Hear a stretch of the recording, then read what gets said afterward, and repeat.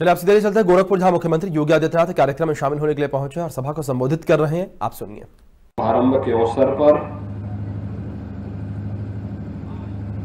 आज के इस कार्यक्रम में उपस्थित महापौर डॉक्टर मंगलेश श्रीवास्तव जी,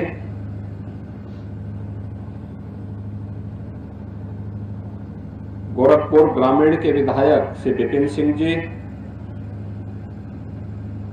महानगर अध्यक्ष श्री राजेश गुप्ता जी,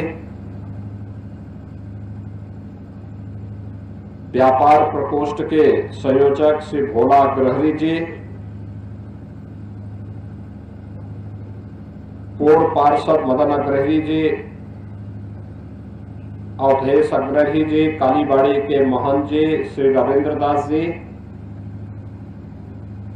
जिला प्रशासन के और पुलिस के विभाग के हमारे अधिकारीगण, नगर निगम के आयुक्त समेत सभी इस क्षेत्र के उपस्थित बहनों और भाइयों,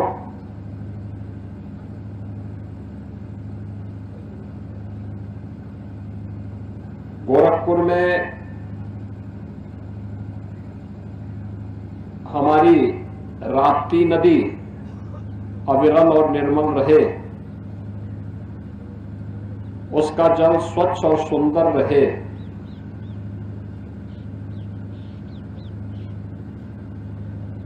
इसके लिए जो एक प्रयास नगर निगम गोरखपुर ने किया है, यह अत्यंत अभिनंदनीय है, सराहनीय है।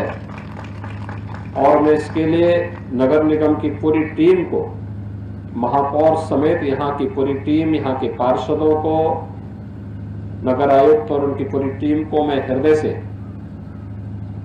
अभिनंदन करते हुए बधाई देता हूं। यह एक बहुत बड़ा कार्य हो रहा है। यह दो प्रकार से, एक तो प्रकृति को बचाने के लिए, दूसरा जीवन को बचाने के लिए। हमारे महापुरुषों ने हमेशा कहा है कि जल ही जीवन है और जल ही जीवन है। इसका इससे ज्यादा महत्व कौन समझ सकता है? जो पूर्वी उत्तर प्रदेश के लोग देख रहे हैं, समझ रहे हैं। प्रदूषित जल के कारण गोरखपुर और पूर्वी उत्तर प्रदेश के लोगों ने 1977 से लेकर 2017 तक 50,000 से अधिक मासूम बच्चों को दम तोड़ते हुए देखा है, इंसेफ्लाइटिस के नाम पर, अन्य वेक्टर बॉर्न डिजीज के नाम पर। इन विषाणु जनित बीमारियों के कारण होने वाली मौत का कारण प्रदूषित जल था, गंदगी थी। हम सब आभारी हैं पहले प्रधानमंत्री मोदी जी के, जिनकी प्रेरणा से स्वच्छ भारत मिशन पूरे देश के अंदर लागू हुआ। हर व्यक्ति को शुद्ध पेयजल की आपूर्ति करनी है। इसके लिए भी शहरी क्षेत्र में अमृत मिशन और ग्रामीण क्षेत्र में जल जीवन मिशन प्रारंभ हुआ। हर घर नल के माध्यम से घर घर तक शुद्ध पेयजल उपलब्ध कराने के कार्यक्रम प्रारंभ हुए। लेकिन अब जो हमारे पास जल है यह शुद्ध रहे, इसके लिए हमने नदियों पे ध्यान नहीं दिया, तालाब और पोखरों पर ध्यान नहीं दिया। जहां आप देखो, जिस नदी को देखो प्रदूषित है, जिस तालाब को देखो प्रदूषित है। कहीं गांव का पानी उड़ेल दिया गया, कहीं पे शहर का पूरा ड्रेनेज और सीवर को उड़ेल दिया गया। जिन नदियों का जल अमृत तुल्य हुआ करता था, वहां से बदबू आने लग गई। लेकिन आज नमामि गंगे परियोजना के बाद प्रधानमंत्री मोदी जी की पहल ने नदी संस्कृति को बचाने के लिए जो पहल प्रारंभ किया था, आज उसका परिणाम है कि दुनिया का सबसे बड़ा धार्मिक और आध्यात्मिक समागम उत्तर प्रदेश की धरती में मां गंगा और यमुना सरस्वती की त्रिवेणी में प्रयागराज की धरती पर 13 जनवरी से 26 फरवरी के बीच में होने जा रहा है।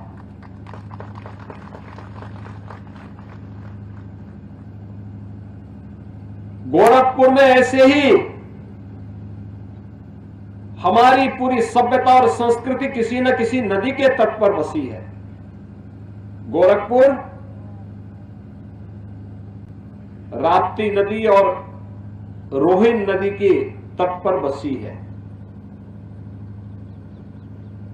एक बड़ा पूर्वी उत्तर प्रदेश का महानगर आज गोरखपुर बन गया है। जो नदी हमारी सभ्यता और संस्कृति की जननी हो, उसका आधार हो, उसकी सेहत के बारे में पहले प्रयास नहीं हो पाया और उस प्रयास को करने के लिए एनजीटी लगातार नगर निगम गोरखपुर में जुर्माना कर रही थी। इन लोगों ने भी 110 करोड़ रुपए की लागत से एसटीपी लगाने की एक प्लानिंग कर ली थी। मैंने कहा 110 करोड़ रुपए क्यों खर्च कर रहे हो, प्राकृतिक पद्धति अपनाओ। और प्राकृतिक पद्धति अपनाने का परिणाम क्या है? जिस तकिया नाले को पहले हम इधर से कभी गुजरते थे तो बदबू आती थी, आज आपने देखा होगा इसको एक निश्चित ग्रेडियंट इसको दे दिया गया, बोल्डर पिचिंग कर दी गई, उस प्रकार के प्राकृतिक पौधे लगाए गए, अब बदबू नहीं है। याद रखना, जब ये नाला पहले समय जहां पर इस नाले में अन्य सभी नाले मिल रहे हैं जो सिटी के साथ गिर रहे हैं ड्रेनेज के, उसका बीओडी लेवल 342 से लेके 350 तक है। यानी वह कहता है कि यह पानी जिसमें कोई भी, यानी ये इतना खतरनाक है कि जहर से भी बदतर है।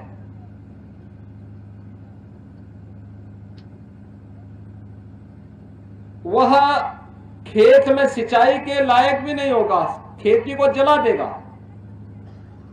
लेकिन जब एक निश्चित पद्धति उसमें अपनाई गई, बोल्डर की पिचिंग करके, जगह जगह रोक करके, छान करके, फिर आगे ले जा करके उसको ईंट के झावे से, मोटा बालू से, गिट्टी से, बालू के साथ उसको आगे ले जाने की कार्रवाई को आगे बढ़ाया गया, तो अंतिम वहां जब यह नदी में गिरने के पहले इसका बॉडी लेवल, इसमें ऑक्सीजन की मात्रा, इसमें अन्य खतरनाक विषैले जो तत्वों की जानकारी ली गई, तो यह था कि वह अब शुद्ध स्थिति में है, वह नदी में छोड़ा जा सकता है। बॉडी लेवल 15 से 18 के बीच में वह आ गया, यानी 350 से घट करके 15 से 17 के बीच में आने का मतलब अब आप उसकी सिंचाई कर सकते हैं, सब्जी उत्पादन में, फूल उत्पादन में उसका उपयोग कर सकते हैं, वह खेती के लिए खतरनाक नहीं होगा।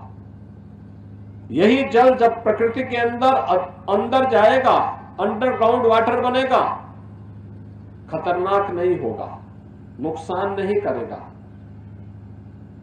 यह जो पद्धति है प्राकृतिक पद्धति है, और प्राकृतिक पद्धति का मतलब इसका नाम फाइटो रेमिडेशन तकनीक रखा गया। और यह एक प्राकृतिक पद्धति है जिनमें बिना किसी, एक बार में पैसा जो लगना है एक बार लग गया, बार बार नहीं पैसा लगना, बिजली का खर्चा नहीं है, कोई अतिरिक्त खर्चा नहीं है।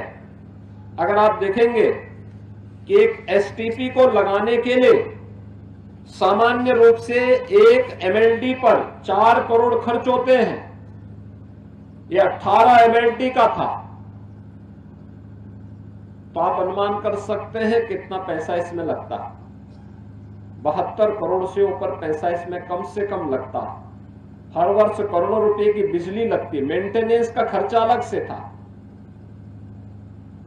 और जब फाइटो रेमिडिएशन पद्धति से कार्रवाई आगे बढ़ी, खर्चा कितना आया? पर एमएलडी 2.5 लाख रुपया। इस पूरे कार्य को करने में कुल पैसा लगा 2,70,00,000 रुपया, यानी 72 करोड़ की जगह लगा है कुल 2,70,00,000 रुपया। बिजली का करोड़ों का खर्चा बच गया, मेंटेनेंस का खर्चा बच गया। और इसका परिणाम क्या है? अगर आप देखेंगे कि जो पहले बीओडी लेवल था, जिसके बारे में मैंने पहले भी कहा कि जहां पे यह लेवल पहले जहां यह 350 तक था, 342 से 350 था, वहीं आज यह अंतिम छोर में जब बीओडी लेवल है वो केवल 22 रह गया है। यानी शुद्ध जल, क्लीन वाटर दिखाई दे रहा है। उसका प्रदर्शन यहां पे भी किया गया है। यह एक व्यवस्था है, इसको और भी अच्छे ढंग से हम आगे बढ़ा सकते हैं, अच्छा मॉडल दे सकते हैं। यह सतत विकास का एक मॉडल है, ये सस्टेनेबल है, ये तात्कालिक नहीं है, एक अस्थाई मॉडल है और इसको हम हर नाले के साथ जोड़ सकते हैं, अच्छे ढंग से इसको जोड़ सकते हैं, इसको और परिष्कृत स्वरूप इसका ला सकते हैं। ये फाइटो रेमिडिएशन की जो ये नई तकनीक ला करके प्राकृतिक पद्धति से करोड़ों रुपए की बचत करके राप्ती नदी की शुद्धिकरण का जो ये प्रयास प्रारंभ हुआ है, यह एक सराहनीय पहल है। और मुझे विश्वास है कि सभी ड्रेनेज और सीवर से जुड़े हुए अन्य जितने भी इस प्रकार के नाले हैं, जितने भी इस प्रकार के अन्य ड्रेनेज हैं, उन सबको हम लोग इसी रूप में आगे बढ़ाने का कार्य करेंगे, जिससे एक प्राकृतिक मॉडल के माध्यम से, देसी पद्धति के माध्यम से हम लोगों को आगे बढ़ा करके कम खर्चे में बेहतर परिणाम दे करके प्रकृति को और जीवन की सबसे बुनियादी आवश्यकता जल की शुद्धता को बनाए रखने में हम सफल हो पाएंगे। मैं आज के इस अवसर पर एक बार पुनः आप सबको मकर संक्रांति की और महाकुंभ की हृदय से बधाई देता हूं, शुभकामनाएं देता हूं। धन्यवाद। जय हिंद।